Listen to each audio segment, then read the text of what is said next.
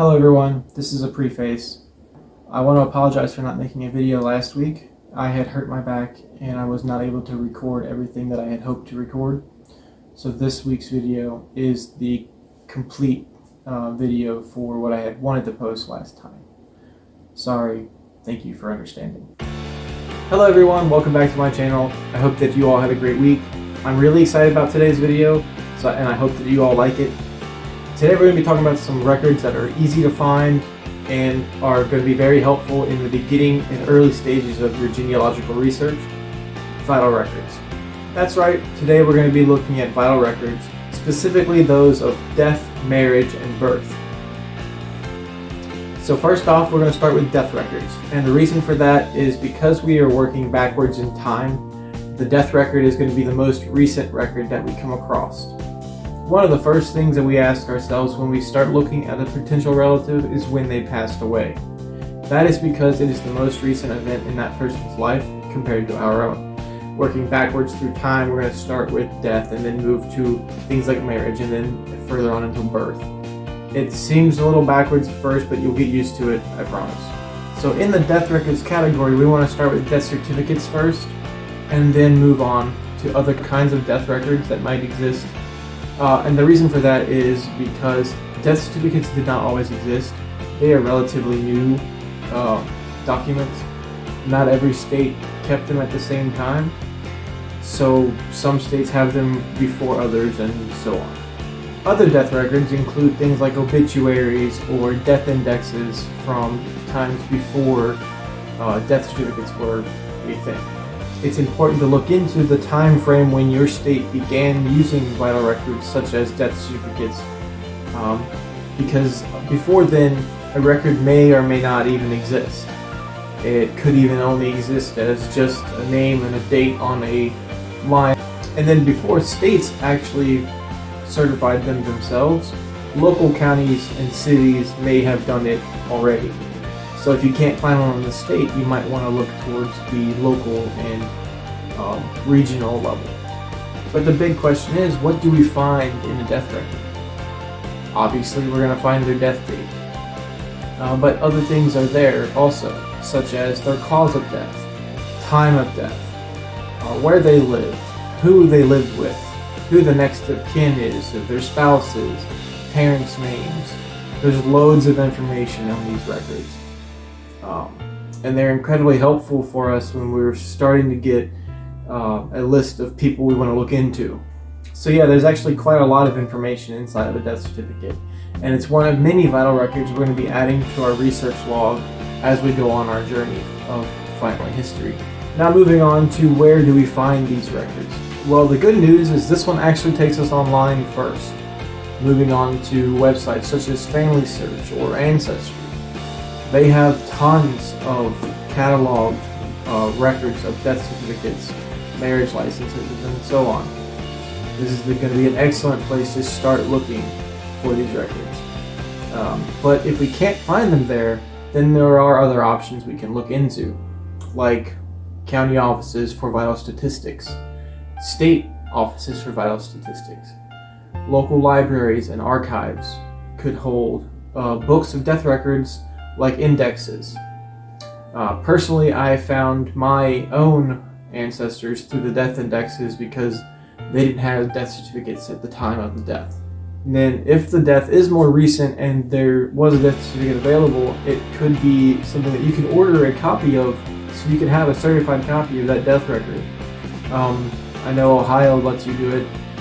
I'm sure many of the other states would let you do so as well, as long as it's within a certain time frame.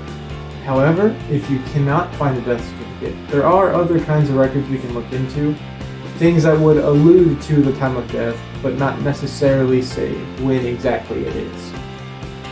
For example, like grave records or burial records.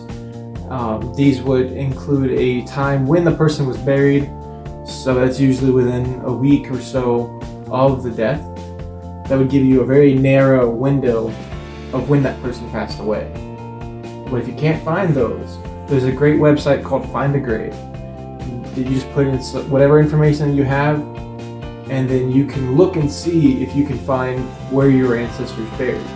Also, if you are able to find the burial place of your ancestor, you might be able to reach out to the cemetery and get information about the burial from the cemetery itself.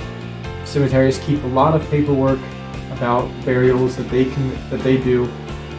You could use a index card for the burial plot, even just to find where the person is buried and whatever information might even be just on their tombstone. However, this is not always the case with smaller cemeteries. They don't have the resources to keep tabs on everyone buried there. Old newspapers could contain obituaries, like this one, of your ancestor. That would give you some rough estimate of what day they passed. They might say exactly what day. It would also give you some information about possible relatives or people that they were very close to. Also, where the service is going to be held, and then what day it was held on. If your ancestor had a will or had property to pass down, there's records of that as well. Even if they weren't super rich or vastly wealthy or anything like that, they could still have probate records about whatever belongings they had when they passed that were then passed on to other relatives, or if they were paid to as a debt to the city or state. The genealogy section of a lot of libraries keeps some sort of death index for the early records of a city or county. I found a lot of information about my relatives at the Cincinnati Public Library. They have a great death index, several volumes spanning a long time. Now, we will be going over these alternative materials in other videos, so if you'd like to keep up with those, make sure you hit that subscribe button and the bell icon so that you can stay up to date with all the videos that come out. Alright, so the next records that we're going to look at are marriage records. These records are great because they help prove family relationships, as well as give insight to one of the happiest days of our ancestor's life. And not only do they help prove relationships between the couple, they can also help prove relationships between parents and child too. Now, I'm not saying that everyone who had children were married. It's just a helpful tool in looking into this information. Marriage records can look different over time, so don't be surprised if one record looks one way and then another looks another. It could still be the same record, just a different layout. So what is a marriage license? Well, a marriage license or marriage permission is a statement to a governing body about who you want to marry, and they permit you to do so. After the wedding, the officiant, or the person who does the wedding, they sign the document and then send it to the governing body, who then record it and then send a copy back to the newlywed couple, certifying the marriage. So what information is on a marriage certificate? Well, the marriage license will contain the name of the couple, the maiden name of the woman, their parents' names, the county in which they're getting married in, as well as the date of the marriage. Once again, we get a lot of useful information out of these records. Sometimes, old newspapers also would announce new marriage licenses that had been written up in recent days. Now, this is not always the case, but checking out old newspapers could give you some information. Sometimes a wedding was announced in the newspaper as well, but it's not as common as obituaries for death certificates. If you find that you're having trouble finding a marriage certificate, don't worry. Not always were they called marriage certificates. Like death certificates, they weren't always recorded, but marriages could be called marriage bonds. Basically, it's the same thing. It's still a permit to get married. It's just not called a marriage license or marriage certificate. And again, like death certificates, they were registered by different states starting at different times, and they might not be consistent throughout each state. Local and county records could also have them from earlier times before the state officially registered them, but those are hit and miss. And if after that, after looking for marriage bonds or other notifications that marriage happened, and you still can't find a marriage record, what else can you do? Well, actually, there's a couple other options that you have for such records, such as churches, newspapers, and if you like to look at old newspapers, you can check out newspapers.com. It is a subscription service, but they're usually up for a free trial, and you can check out a lot of old newspapers on their site. It's run by Ancestry, I believe, or at least they're partnered with them. But it's a really wonderful site for lots of old newspapers that you might not be able to find in a local library or archive. When searching the newspapers for such records, it's best if you can narrow down a time frame in which they could have or would have gotten married.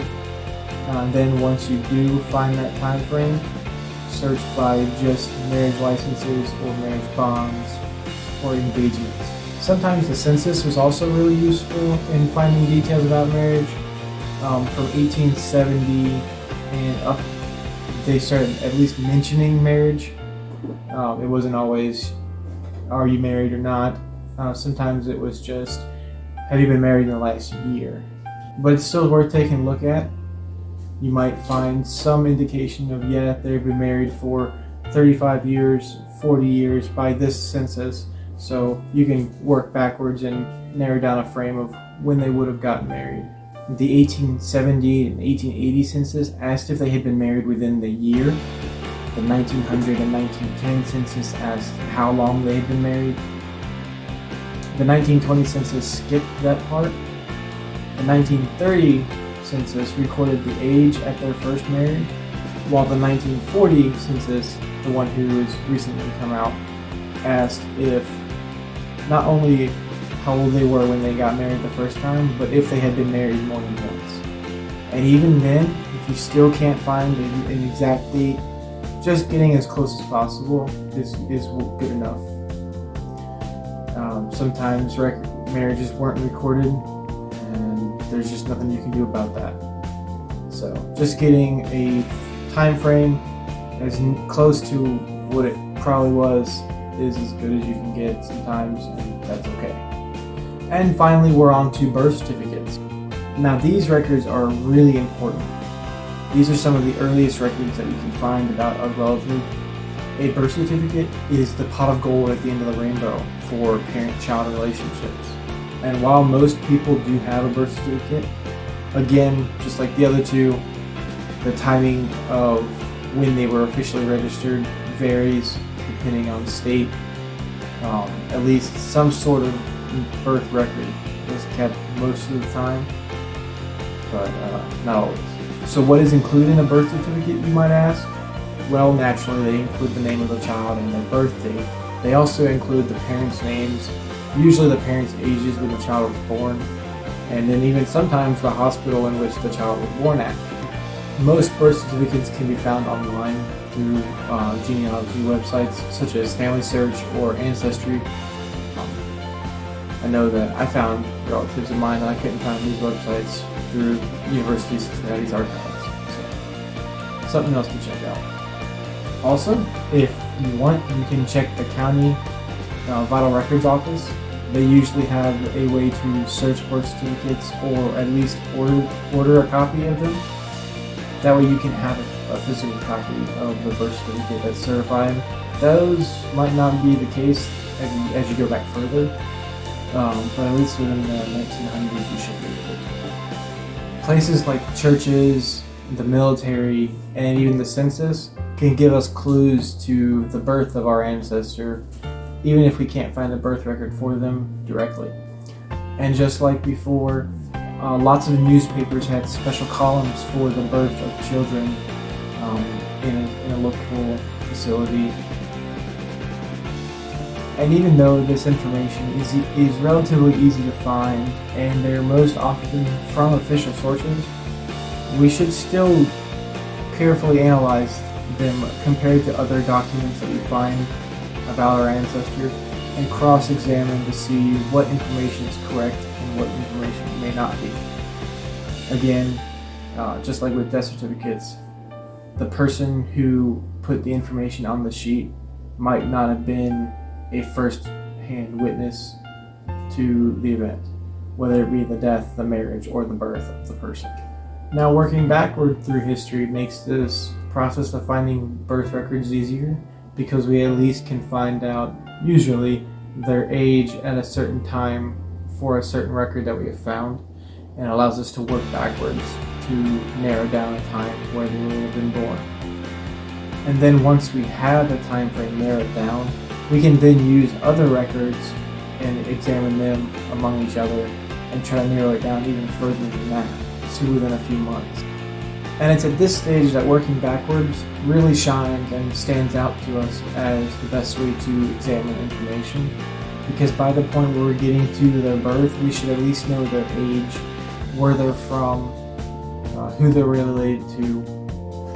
This helps us to really define our research and piece together the ancestor's life, because we know how things turn out in the end for them. And once we feel like we have done our due diligence and our exhaustive research for what information is correct and which information is incorrect, then we can move on to looking at other records, looking for more records to add to the collection to then examine among all the other records as we continue to piece our ancestor's life together. And with that, we have reached the end of today's video. I thank you all for being here, and I hope that some of this information was at least a little helpful to you in your research. I hope that every one of you has a great week and that you are well, and I will hope to see you Sunday on my next video. Thank you. Have a good week. Goodbye.